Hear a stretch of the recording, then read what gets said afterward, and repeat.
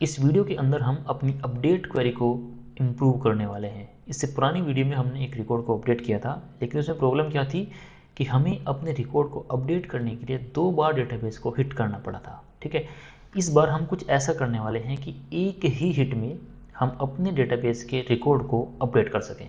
ठीक है, चलिए देखते हैं कि इसको हम कैसे कर सकते हैं। तो इससे पुरानी वीडियो में जो हमने अपडेट किया था, तो पहले हमने उस रिकॉर्ड को गेट किया था, फिर हमने उसकी प्रॉपर्टीज़ को अपडेट किया था, और तब जाके हमने सेव चेंजेस मेथड को कॉल करने के बाद में अपने रिकॉर्ड को अपडेट किया था। ठीक है, अब मैं क्या करता हूँ, एक और नया एक्शन मेथड यहाँ पे बना लेता हूँ, और इसको भी मैं एक बार ऐसे ही रहने देता हूँ, update book with single query. और इसके अंदर हमें क्या चीज़ों की ज़रूरत पड़ेगी, देखो अल्टीमेटली हमें एक जिस भी टेबल को आपको अपडेट करना है उस टेबल का टाइप आपको यहाँ पे चाहिए। मान लीजिए कि आपको यहाँ पे अपने बुक टेबल के अंदर अपडेट करना है, तो बुक की एंटिटी क्या है, बुक, ये वाली इसकी एंटिटी क्या है, बुक। ये आप ध्यान से देखोगे, ये इसकी एंटिटी है, इसका टाइप बुक है। तो आपको इसी टाइप का एक रिकॉर्ड, एक ऑब्जेक्ट यहाँ पे चाहिए। ठीक है, तो आप उसको कैसे बना सकते हो, मैं इन सभी चीज़ों को भी डिलीट कर देता हूँ। तो अब देखोगे कि आपके पास में ऑलरेडी यहाँ पे एक टाइप है।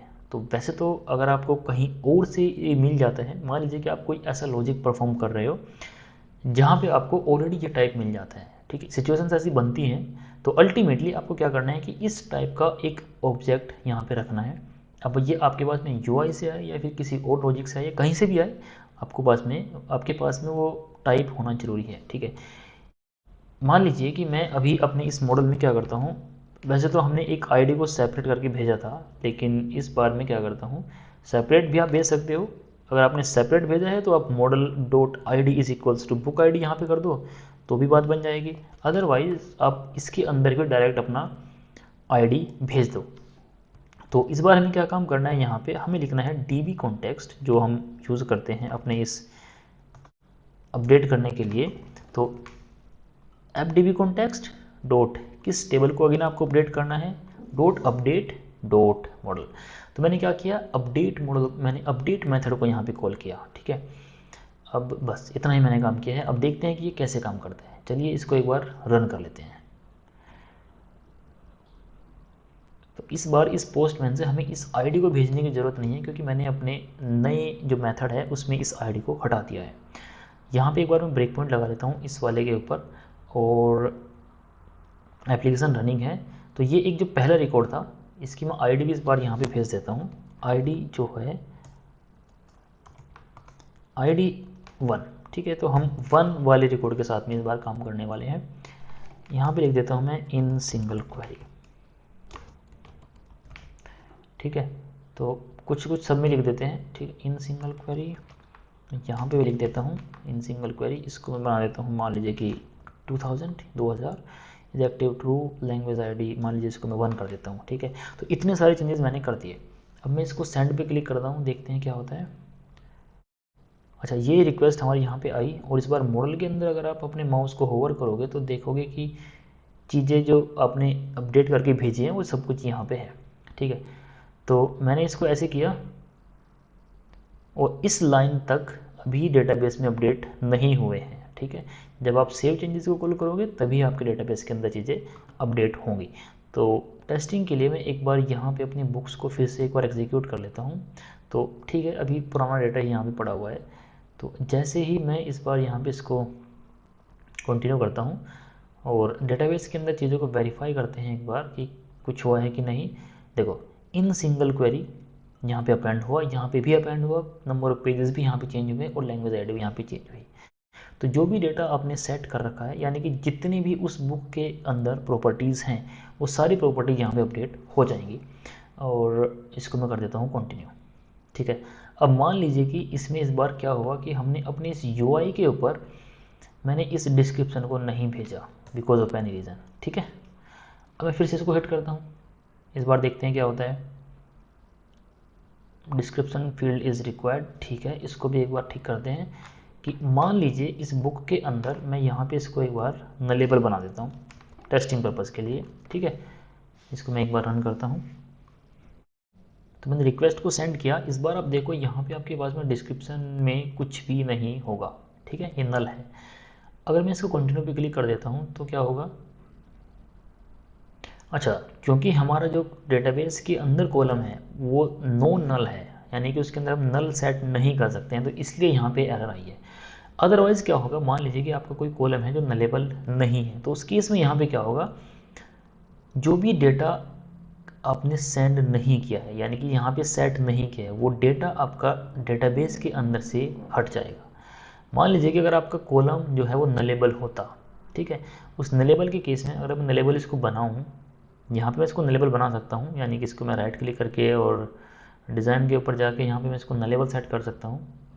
तो टेस्टिंग के लिए मैं एक काम करता हूँ, टेस्टिंग के लिए मैं डिस्क्रिप्शन को तो रहने देते हैं, ठीक है, एक रिकॉर्ड, मान लीजिए कि मैं इसको रिवर्ट कर देता हूँ मैं चेंजेस को।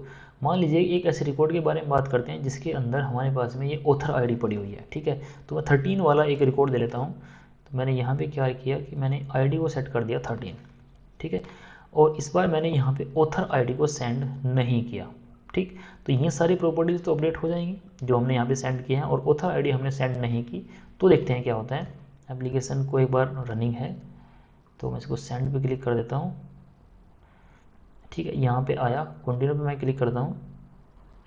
तो इस बार देखो कि आपका जो रिकॉर्ड है वो अपडेट हो चुका है, लेकिन कुछ चीज़ें आपको यहाँ पे इस बार देखने को मिलेंगी। अगर मैं इसको एग्जीक्यूट करता हूँ फिर से, 13 रिकॉर्ड के अंदर से जो आपकी ऑथर आईडी है वो डिलीट हो चुकी है। यानी कि एक ड्रॉबैक तो आप इस वे का ये कह सकते हो कि आपको उन प्रॉपर्टीज़ को भेजना ही भेजना यहाँ पे ज़रूरी है, ठीक है।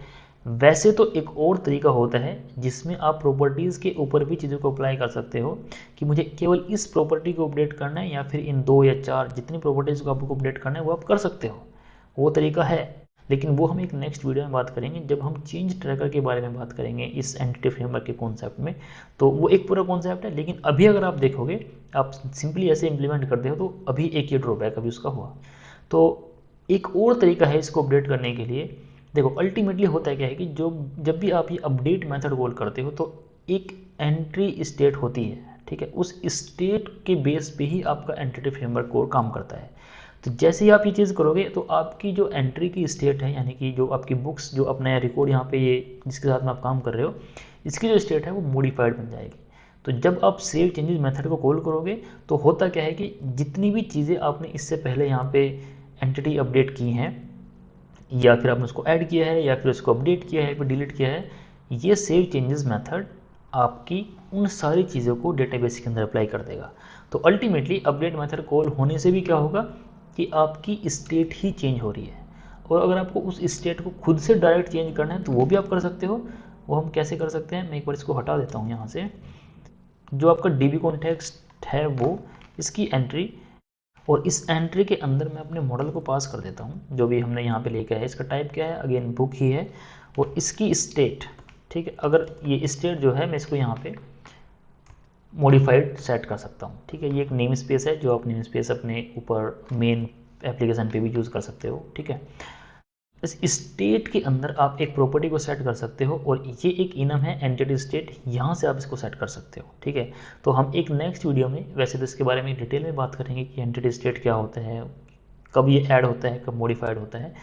लेकिन अभी के लिए आप केवल इतना समझो कि हम मैनुअली इस एंटिटी की स्टेट चेंज कर रहे हैं, ठीक है, और बस बिना कुछ किए एप्लीकेशन को रन करते हैं तो भी आपका रिकॉर्ड अपडेट हो जाएगा। तो या तो आप अपडेट मेथड को कॉल करें, या फिर आप मैनुअली उसकी जो स्टेट है उसको चेंज कर दीजिए।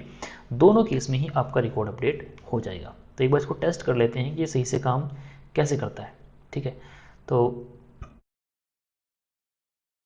13 के साथ में ही करते हैं, और मैं मान लीजिए कि इसको हटा देता हूँ, ठीक है। और यहाँ पे आप देखोगे कि 13 में जो टाइटल्स वगैरह इसको भी अपडेट कर देते हैं सैम्पल, और मान लीजिए कि इसके अंदर केवल 20 पेज हैं। लैंग्वेज है डिस्प्ले में 4 कर देता हूँ, दैट्स इट। मैं सेंड पे क्लिक करता हूँ और कंटिन्यू पे क्लिक करते हैं।